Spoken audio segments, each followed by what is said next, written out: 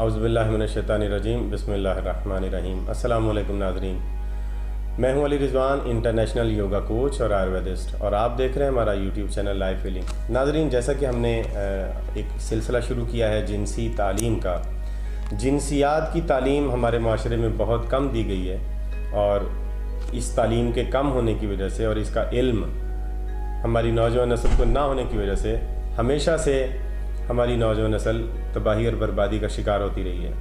آنے والی نسل کے لیے مسائل اور بڑھ گئے ہیں، کیونکہ اب انٹرنیٹ تک سب کی ایکسیس ہے، اور انٹرنیٹ پر ایسا غلیظ اور غلط مواد ڈالا جاتا ہے کہ جو ہماری نوجوان نسل کو تباہ کر رہا ہے۔ دوسری جو بڑی اس پہ ایک ضرب لگی ہے وہ ان کاروباری حضرات کی وجہ سے جنہوں نے جنسیات کو اپنا کاروبار بنایا، اور اس سے کاروبار سے زیادہ پیسے کمانے کے لیے غلط چیزوں کو رائج کیا، غلط انفارمیشن کو رائج کیا اور غلط طریقوں کو رائج کیا۔ بہت سارے مغالطے ہماری نوجوان نسل کے، بہت ساری نسلیں جو گزر گئی ہیں ان کے ذہنوں میں بھی تھا، اور آنے والی نسل کے ذہنوں میں بھی پیدا کیے جا رہے ہیں، اور موجودہ نسل کے ذہن میں بھی ہیں کہ جنسیات کیا ہے۔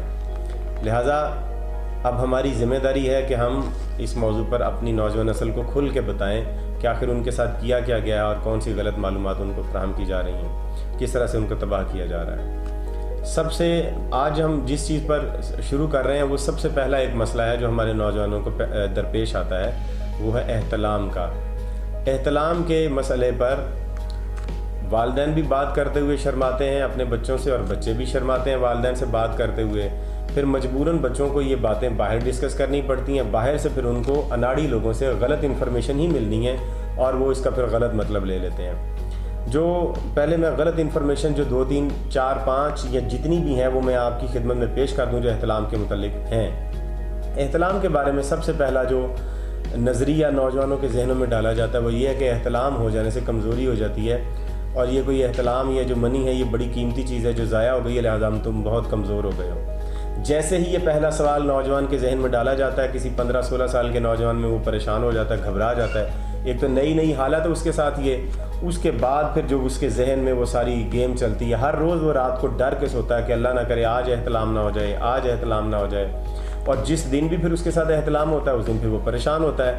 پھر وہ ذہنی طور پہ اس کے اندر یہ ایک پروگرامنگ بیٹھ جاتی ہے، کیونکہ یہ منی ایک بہت طاقتور چیز ہے، اور یہ کیونکہ اب احتلام اب ہوا ہے تو میں اب بہت زیادہ کمزور ہو گیا ہوں۔ پھر وہ اپنے آپ کو ذہنی طور پہ بھی کمزور سمجھنا شروع کرتا ہے، اور جسمانی طور پہ بھی اپنے آپ کو کمزور سمجھنا شروع کر دیتا ہے۔ وہیں سے مردانہ کمزوری کا آغاز ہوتا ہے، اور پھر ہماری دیواروں پر اشتہار لگتے ہیں کہ مردانہ کمزوری، مردانہ کمزوری۔ پورا پاکستان بلکہ پورا انڈیا، باقی ممالک بھی مردانہ کمزوری کا شکار ہیں۔ 80% دوائیاں مردانہ کمزوری کی سیل ہوتی ہیں۔ لوگوں نے محلات کھڑے کر لیے ہیں اپنے اسی احتلام کے مسئلے پر پیسے کما کے۔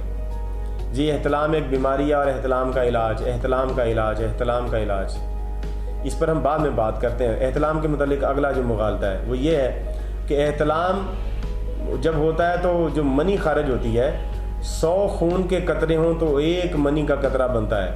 یہ ایک بہت بڑی فیک چیز جو اور جھوٹ ہمارے نوجوانوں کے ذہنوں میں بھرا گیا۔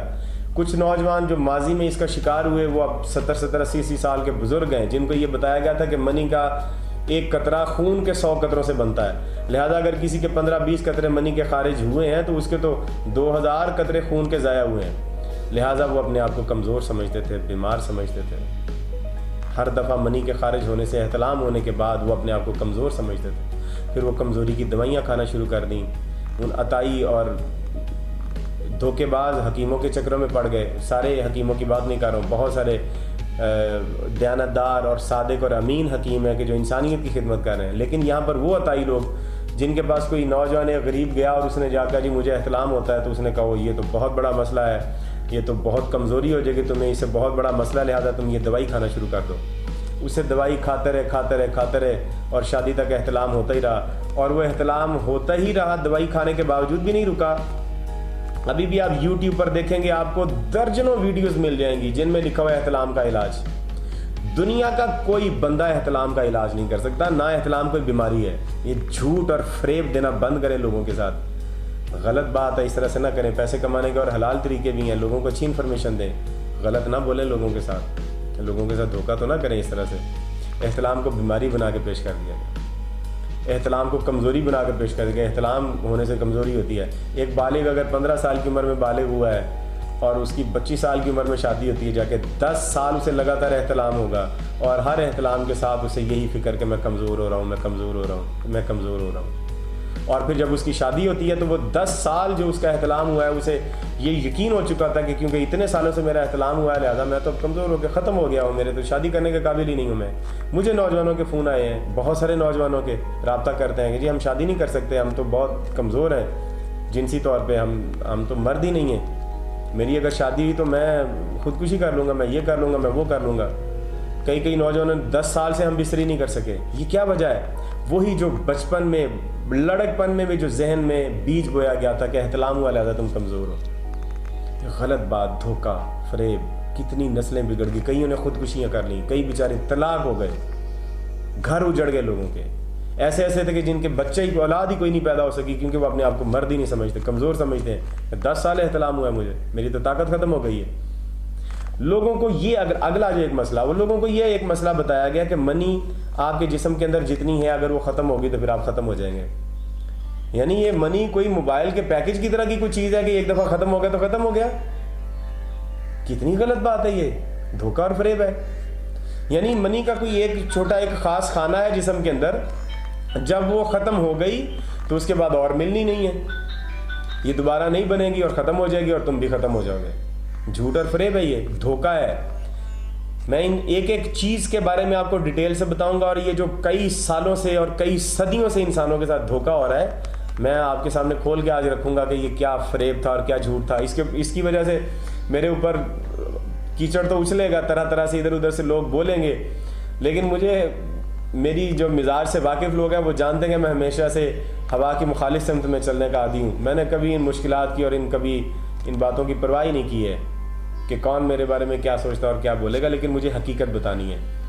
یہ منی کا کوئی ایک خاص پیکج نہیں ہے جو آپ کو مل گیا اور یہ ختم ہوگی تو ختم ہو جائے گی. اور احتلام نہ کوئی بیماری ہے، اور روز احتلام آنا بھی کوئی بیماری نہیں ہے.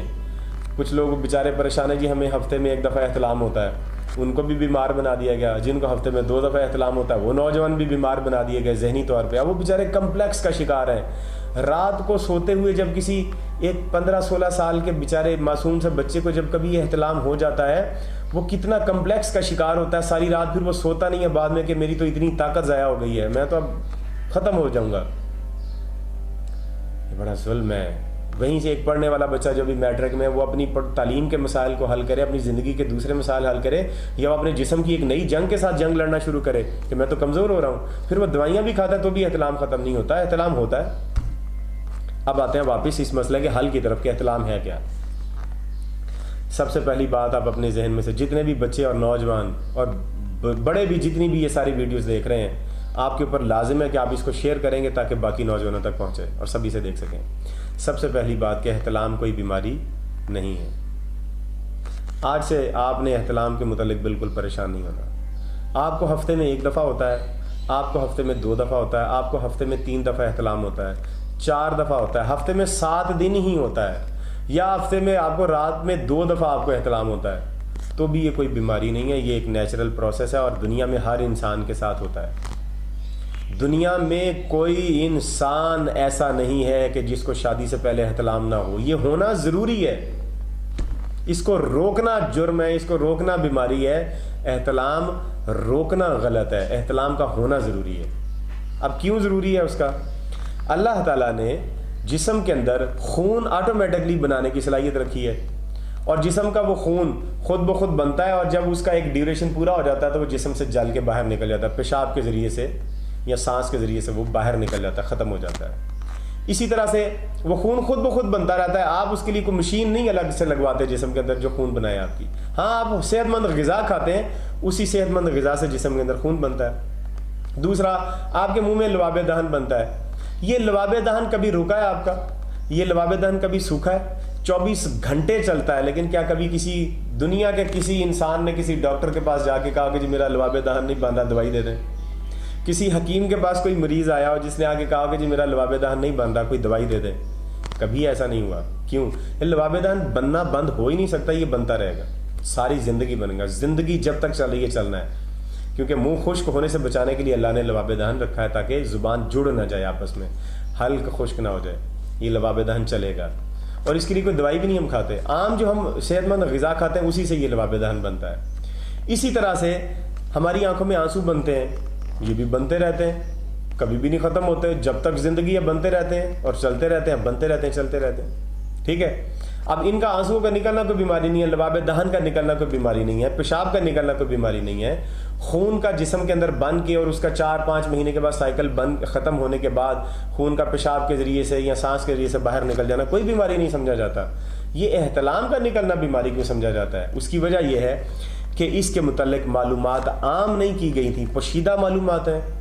گھر میں والدین سے بھی بات نہیں کی جا سکتی, چچا ماموں اور خالو سے بات بھی نہیں کر سکتا بچہ, لہٰذا وہ مجبور ہے کہ یہ اپنی بات کو پوشیدہ رکھے. ایک وہ عطائی طبیب بھی ہو سکتا ہے جس کے پاس جا کے یہ بات کی جا سکتی ہے, پھر وہ اس سے پیسے کمائے گا. کیونکہ یہ پوشیدہ بات ہے لہٰذا پوشیدہ چیز سے پیسے کمائے جا سکتے ہیں. ٹھیک ہے, یہ ہمارے معاشرے میں اس پر شرم محسوس ہوتی ہے بات کرنے پر. لڑکیوں کا اتنا مسئلہ نہیں ہے, لڑکیوں کو اگر حیض کا یا اور کوئی مسئلہ ہو تو وہ اپنی ماں کے ساتھ ڈسکس کر لیتی ہیں, اپنی بڑی بہن سے ڈسکس کر لیتی ہیں, اپنی پھپھو سے, خالہ سے, کسی سے بھی ڈسکس کر سکتی ہیں. لیکن لڑکوں میں یہ مسئلہ ہے, ایک شرم بھر دی گئی ہے کہ اس طرح کا کوئی مسئلہ نہ باپ سے ڈسکس کرنا, نہ بڑے بھائی سے, نہ چھوٹے بھائی سے, نہ ماں سے ڈسکس کر سکتے ہیں, نہ کسی ماموں سے, نہ چچا سے. کسی خاندان کے فرد سے بات کرنا توہین اور شرم سمجھا جاتا ہے. لہذا اسی شرم کے پیسے کمائے گئے ہیں اور اسی شرم کی وجہ سے نوجوانوں کی زندگیاں تباہ ہوئی ہیں. یہ کاروبار بن گیا اور یہ بیماری بن گیا احتلام ہونا. احتلام ہونا ایک فطری عمل ہے. اللہ تعالیٰ نے انسانی جسم کے اندر جو احتلام پیدا ہونے کے لیے جو سسٹم ایک بنایا ہے, منی پیدا ہونے کا جو سسٹم بنایا ہے, وہ چلتا رہتا ہے 50, 60, 70, 80 سال تک.